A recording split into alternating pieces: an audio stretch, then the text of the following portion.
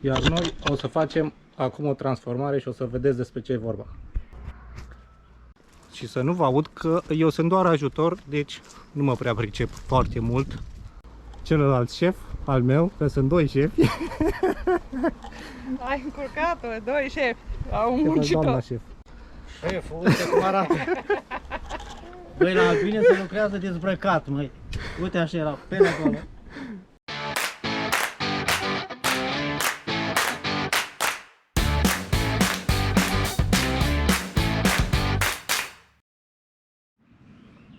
Salut! Astăzi facem un motovlog mai special, ceea ce înseamnă că motocicleta e aici, iar noi o să facem acum o transformare și o să vedeți despre ce e vorba.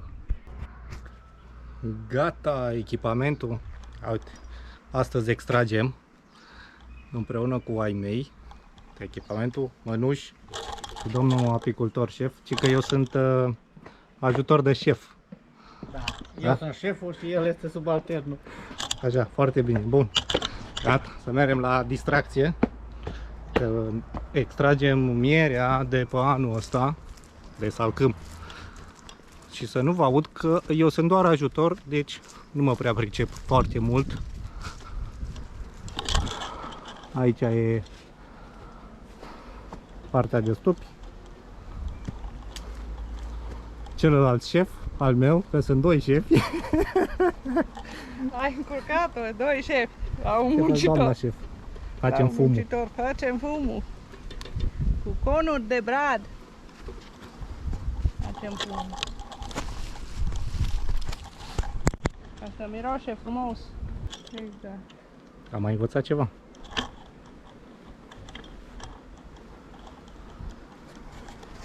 Bun. Apropo, eu am ambalat echipament, tot ce trebuie, uite acolo, domnul șef. Șeful, uite cum arată. Băi, la albine se lucrează dezbrăcat, măi. Uite așa era, pe acolo. Hai șefa, fă fug, mă aiute. Imediat. Parcă faci grătare aici. Exact. Întâi va fum. Hai, mă afumă. Hai să ne apucăm. Până vine doamna cu fumul, noi gătăm. Dar nu este capacul. Ai pe Celălalt. am două capac. Deci ce trebuie să facem acum? Trebuie să luăm rame în... Adu o perie de acolo, din nou. Hai să vedem, aici aducem ramele, o să extragem. Extragem cu centrifuga asta. Așa. O perie. Oricare din ele? Asta că e mai uzată. Poate zice domnul șef că, domnule, dar nici mi-ai dus pe asta uzată.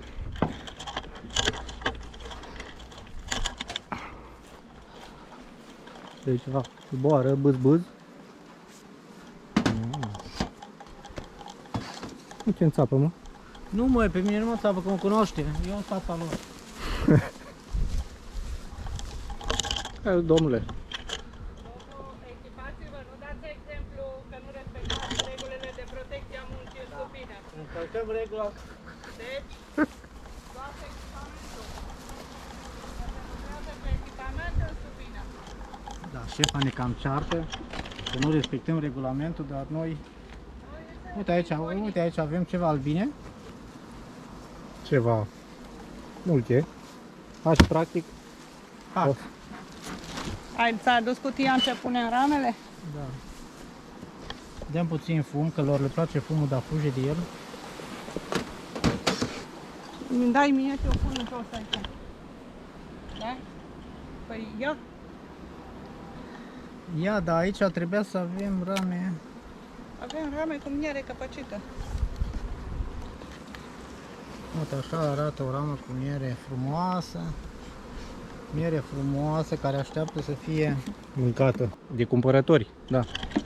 Cumpărători pofticioși. Uitați aici. Se procedează. Nu se procedează. Trebuia să o iei jos, să o pui pe capac și să luăm ramele mari și după aia să procedează. Deci luăm prima dată alea alte. Iată-le cuburi de două. Avem multe. Avem atâtea, Când ești bogată. atâtea avem de nu mai știm cum să le scoatem la O capăt. iei de jos în sus, adică prima dată îl scuturăm pe ăsta și după aia magazia. Că dacă scuturăm magazia, Pune acolo pe capacul ăla. Nu punem acolo. Nu. vă ajut? Pune capacul întors acolo.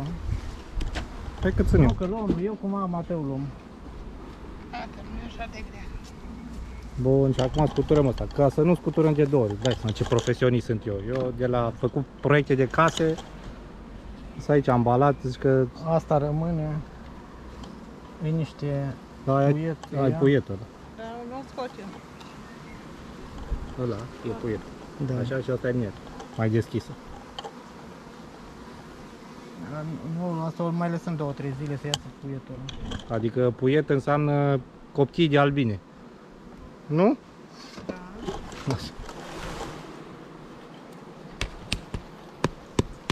Uite, nici nu mai avem nevoie de măturișcă. Gata, ia doamnă.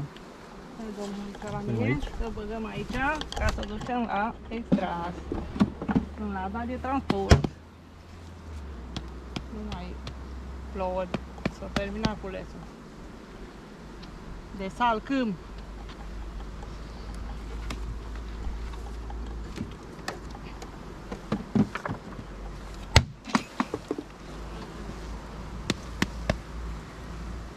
Dă-mi o pierie.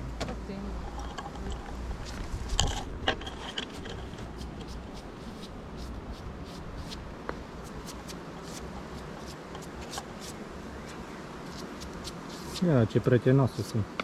Da, suntem prieteni buni. Cei mai buni prieteni.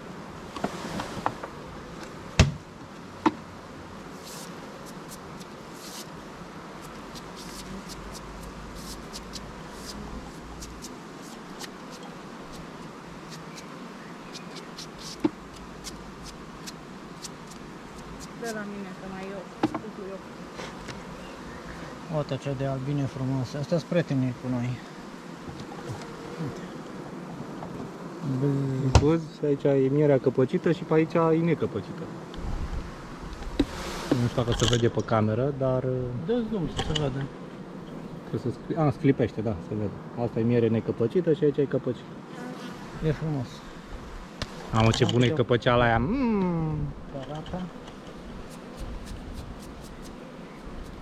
Alea cu mierea care încă mai este puiet, peste vreo 3 zile, că nu terminăm în 2 zile extrasul, ultima dată le extragem și pe alea, îți două rămân. Amândouă? Da. Aici nu te pot, că pe asta. Unde? Acolo, acolo. Da. Adică nici-o rămas de la... Nu, probabil, nu contează.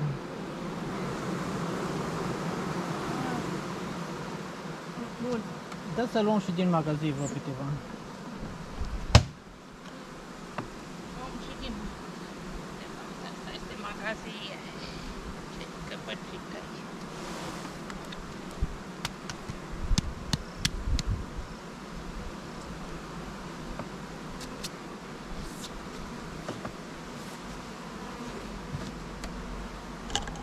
Deci după punem magazia peste. Da.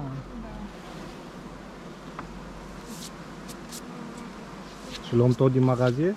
Sau Da, tot ce se poate. Tot ce se poate, tot cât este. Aha. Magazia trebuie să rămână golă pentru următorul cules. Ce-o fi alt? Poliflora, că tei la noi nu prea se face. Nu avem masiv de tei.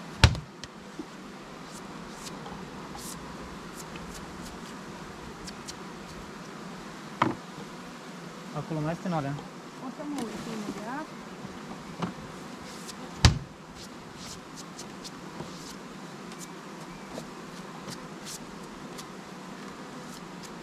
Am mai asta puțin. Doar unde este. Aici e puțin. Ia uite asta.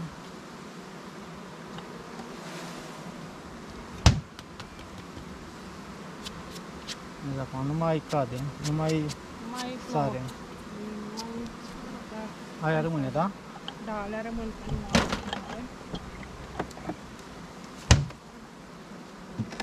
Pusură și astea.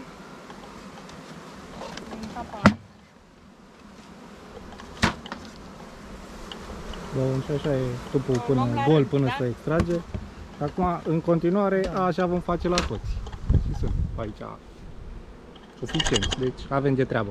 Revin la următorul. Și mai sunt și în partea ailaltă. Da, apropo. Revin cu extracția la centrifugă. Exact, cu extracție la centrifugă, că n-are rost să vă...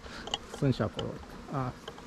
N-are rost să vă plictisesc. Aceeași procedură facem la toți. Ne vedem. Am revenit cu ele în cabană. Așa. Și aici sunt ramele. Urmează să le descăpăcim în tăvice și după aia la centrifugă. Așa că mă învârte, ci că nu știu care cu cine votează. Zi, doamna șef. Mă gândesc. 4, da. Punem grătarele aici ca să extragem ramele mari. În prima fază, ramele de cuib. Montăm grătarele. Alea mari. Extragem ramele de cuib. Nu, magaziile. Hai că a venit șeful. Magaziile, pe dar magaziile avem încă scos puțin. Nu contează, goliți cutia asta, se bagă în centrifugă, se aduce alte rame pentru centrifugă și se bagă, se completează. Ramele mari rămân. Unde rămân? În cutia de transport. Cutia de transport este ocupată. Uite, aici putem băga 3 rame, să aștepte până una alta. Avem unul. O pleca șeful să vă ferească Dumnezeu. No, deci așa. Hai că revin cu descăpăcirea. Bun, ne-am apucat de descăpăcit ramele. Da, să tăiem asta. Asta o băgăm în borcane și o vindem pentru că este foarte sănătoasă. Se mestecă foarte mult până aproape să dizolvă în gură. Pentru dinți, gingii. Poate să-și înghită că nu se întâmplă nimica. Clienții abia așteaptă să consume.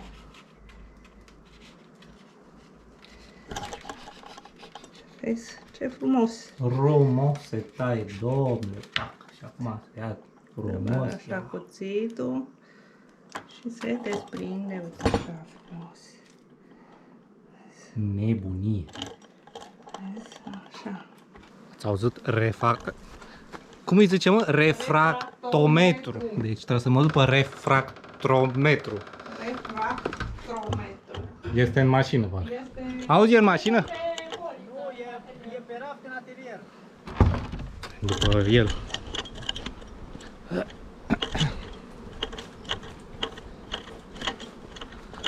Că nu mi-am mai luat mănușile, sunt curajos. Oarecum sunt învățat că mi-am mai luat înțepături, deci nu ar fi ceva nou. Ia să vedem. Unde îi? Uite aici. Gata. Uite, ăsta e. Hai să vi-l și arăt aici. Asta e motocicleta de motovlog. Ia uite. Opa. Așa. Mecherie. Ce măsurăm cu el, din ce am înțeles, umiditatea din miere. Să vedem dacă e corespunzătoare și dacă nu este prea lichidă.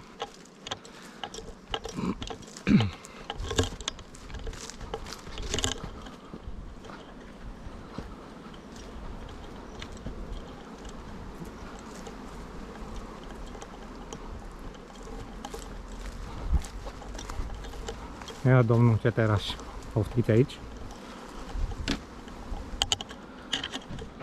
Bun, mergem să vedem cum funcționează refractometru. Am zis bine? Uite aici. Se ia cu pipeta. Luăm de acolo un pic de miere. Mică lamelă, cred că se numește. Prisma. Prismă.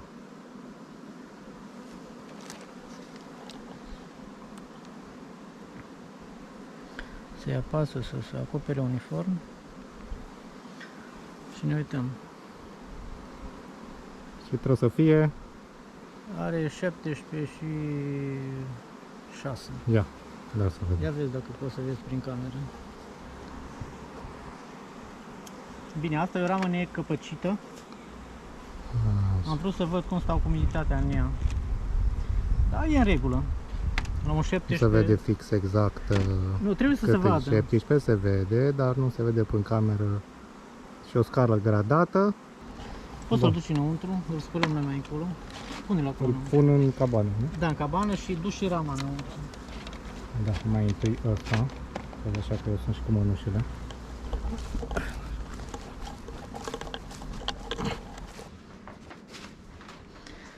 Unde era mai acăpăcită? Uite cum dau jos eu căpăceala. Nu, gata, gata, oprește-te.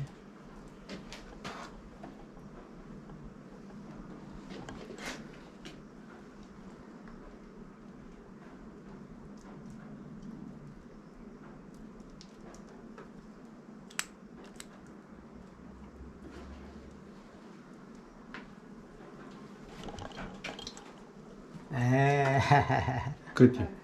15 și 6. Și la altă era 17, adică e mult mai ok asta. Ai văzut care e diferența? E bine, oricum e bine. Da, și 17 ăla, da. E foarte puțin bine. necăpăcit și...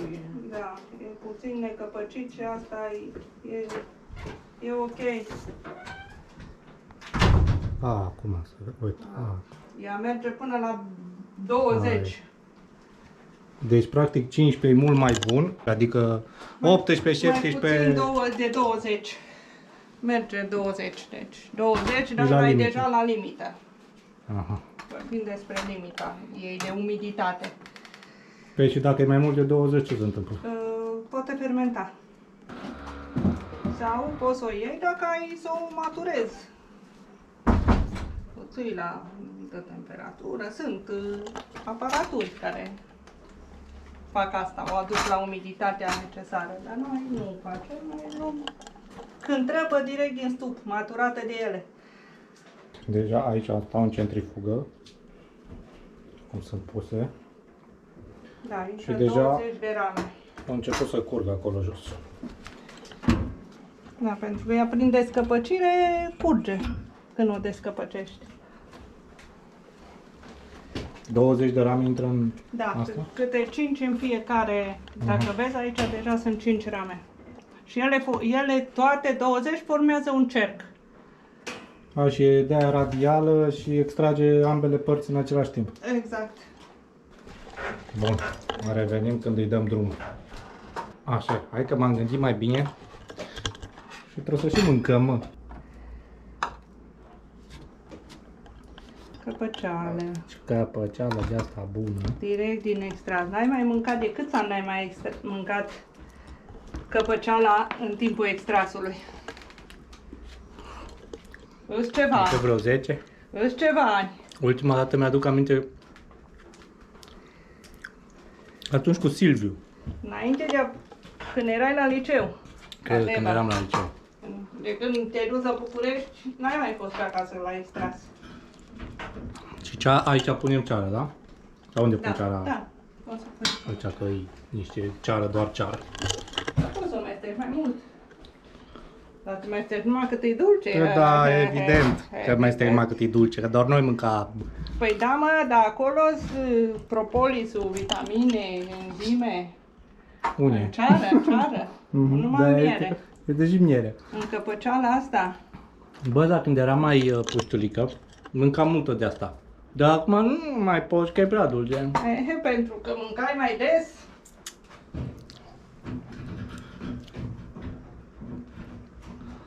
Bă, e bună. Ia mai mănâncă, să vezi că poți. Deci de la motovlog cu motocicletă, am ajuns să facem vlog fără motocicletă și mai și mâncăm. Avantaj? Deci, șmecherie. Vezi? Avantaj, frate. Aici mai și mânci, nu numai conduci și ești atent. Vezi? Deci dacă pe motovlog vrei să te pălească mașinile aici, maxim te poți înneca, dar slabe șanse, că nu prea se întâmplă.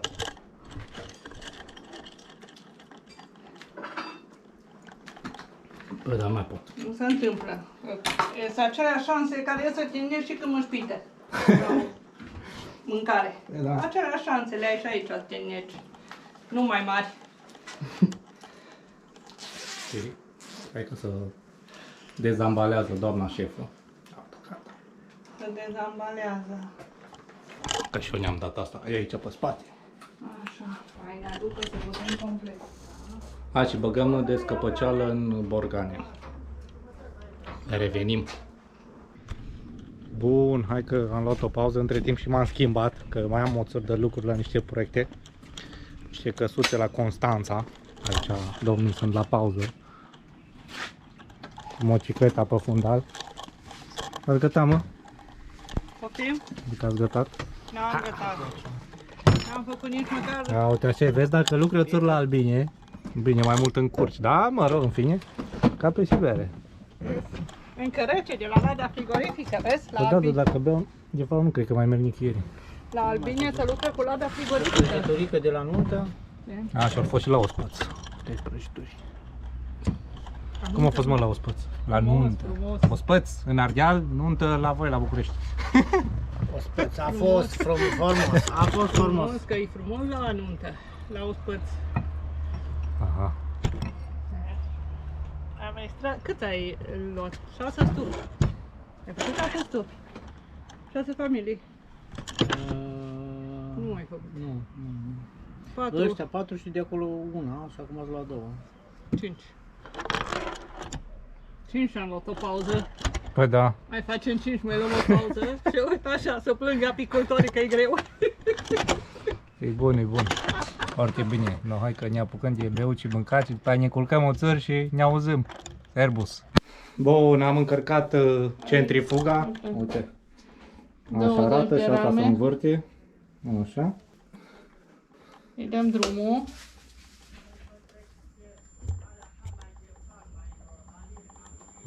Așa. Ușor la început. Și aici ușor, ușor începe să curgă direct în butoi.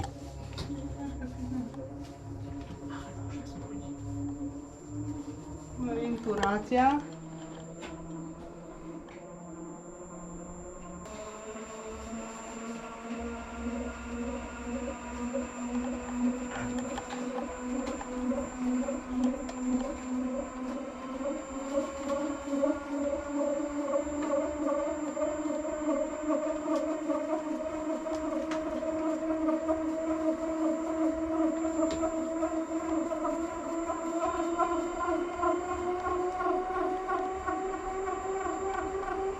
Și aici începe să curgă frumos direct în butoi. Așa, și asta urmează să se bage în borcanele, urmează să fie etichetate și la vânzare. În principiu cam asta e procedeul și toate cele bune și ne vedem la următorul vlog. Hai, baftă, servus!